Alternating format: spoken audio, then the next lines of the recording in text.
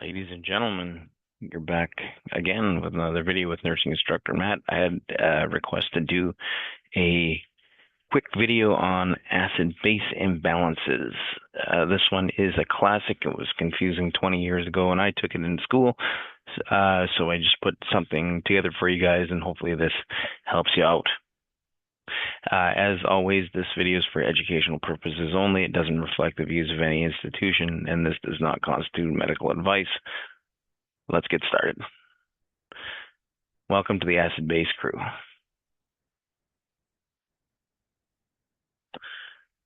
Okay, so we're going to get stupid simple for smart students. As we all know, the normal range for body pH is 7.35 to 7.45.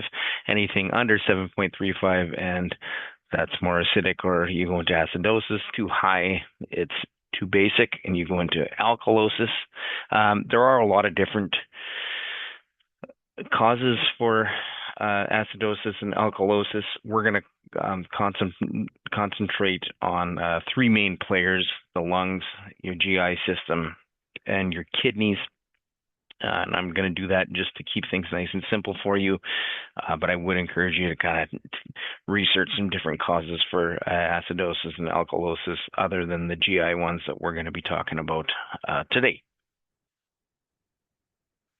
Okay, so the first character we need to meet is Larry Lungs. Larry's a super chill guy, but he's got a big job to do. He's got to keep your pH in check by blowing off CO2 like it's hot. CO2 is a part of what becomes carbonic acid, which raises pH. And that's kind of what Larry does. He's fast, he's responsive, and he's always ready to help out in a respiratory emergency. Okay, and then we have GI Gina. She's a spicy one with a sensitive stomach, quite literally. She's got a love-hate relationship with vomiting and diarrhea, as I'm sure most of us here today do, and she's not afraid to stir up a lot of problems in the pH department. What's her motto? What goes in must come out eventually. And like I said, we're going to kind of concentrate on GI Gina as the crux of the problems with our acid-base balances today. There are other ones, but this is what we're going to focus on. And then we have Kelly Kidney.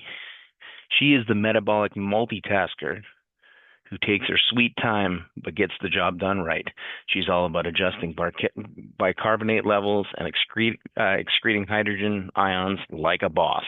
If acid-base balance were a long-term game, Kelly would be the MVP, and we're going to talk a little bit more about each of these players in detail now. So back to Larry Lungs. What happens when Larry Lungs is moving too fast? That would be hyperventilation. And when he's breathing too fast, he's blowing off too much CO2. That means your body makes less carbonic acid because it doesn't have that building block. And so your pH goes up. That means you become more basic. And that's an example of respiratory alkalosis.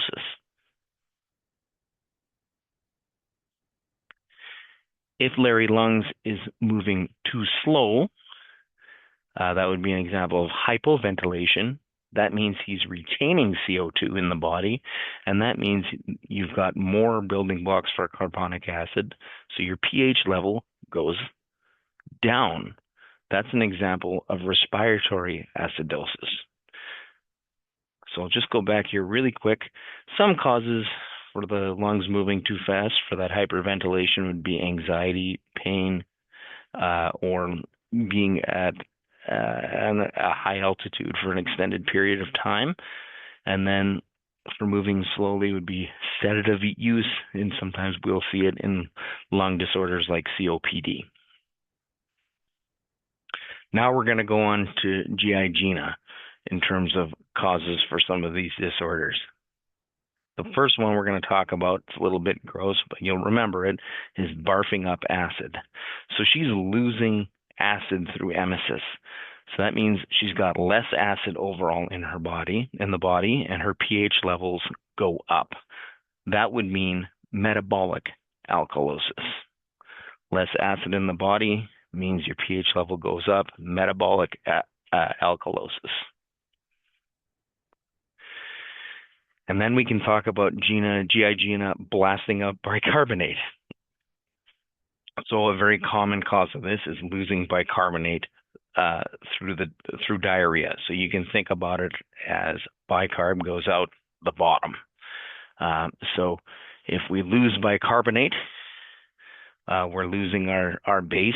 That means our pH goes down. Our body becomes more acidic.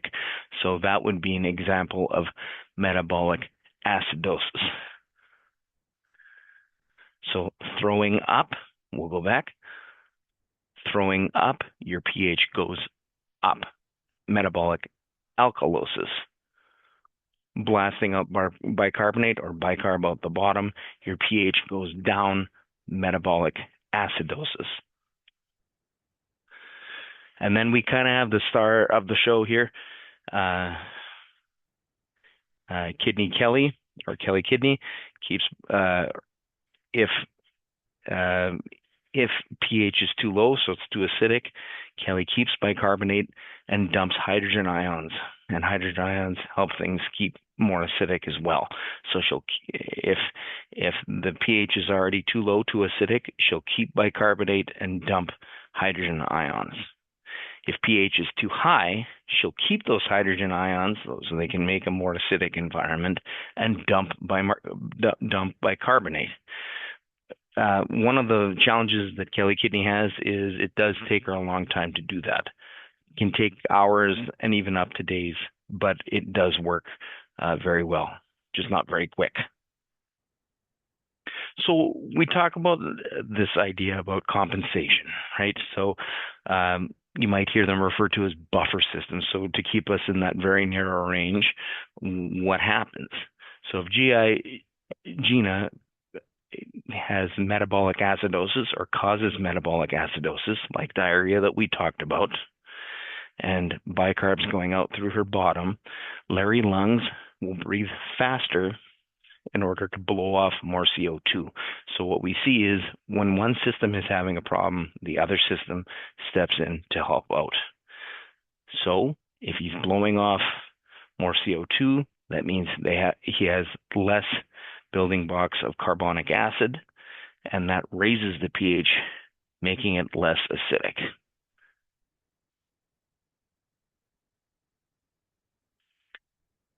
So what happens if GI Gina is in a state of metabolic alkalosis by, like we talked about, throwing up that stomach acid?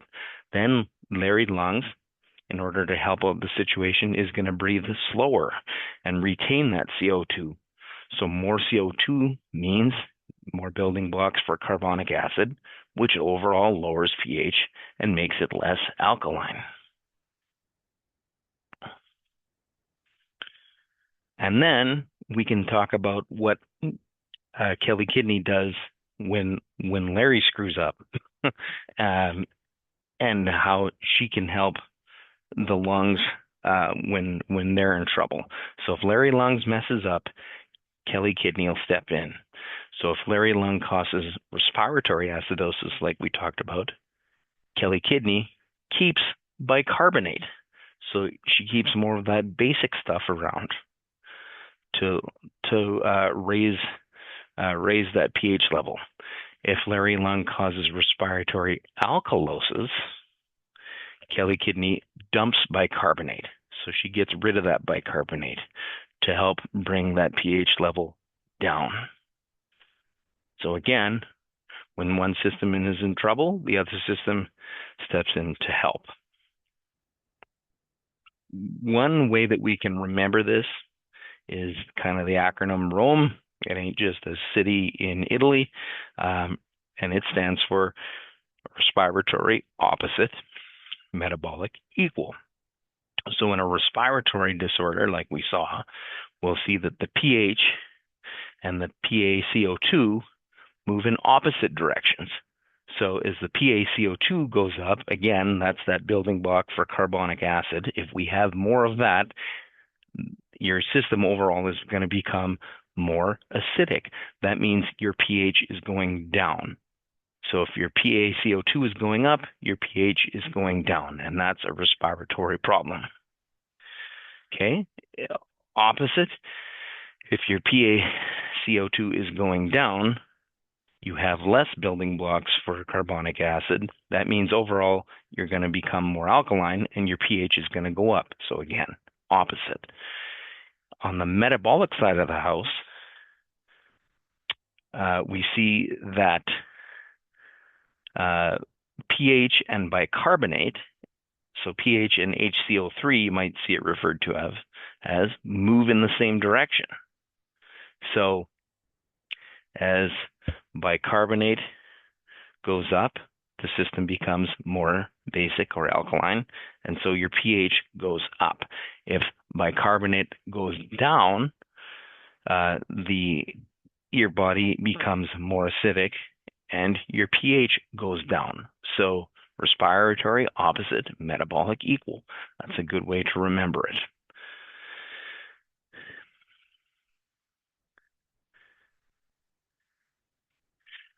So just to finish up here, this is a nice graphic that we can use. You can use to just summarize everything that we talked about in this really short presentation. We can see that we talk a little bit about compensation. We have the normals there. We have respiratory acidosis and alkalosis and metabolic acidosis and alkalosis, and what we can see there. It does go through some different causes for each of these disorders. And then at the bottom, we have the mnemonic Rome respiratory opposite metabolic equal, just to help you remember when you're looking at those values. You probably have to watch this a couple times over just to get a good grasp of it. Please do that. I hope this has helped you out. I remember trying to learn this when I was a student, and it was always quite frustrating. Hopefully this makes it a little bit simpler. As always, hit me up in the comments to express any videos that you would like to see. I hope this does help you out with your studying. And this is Nursing Instructor Matt signing off.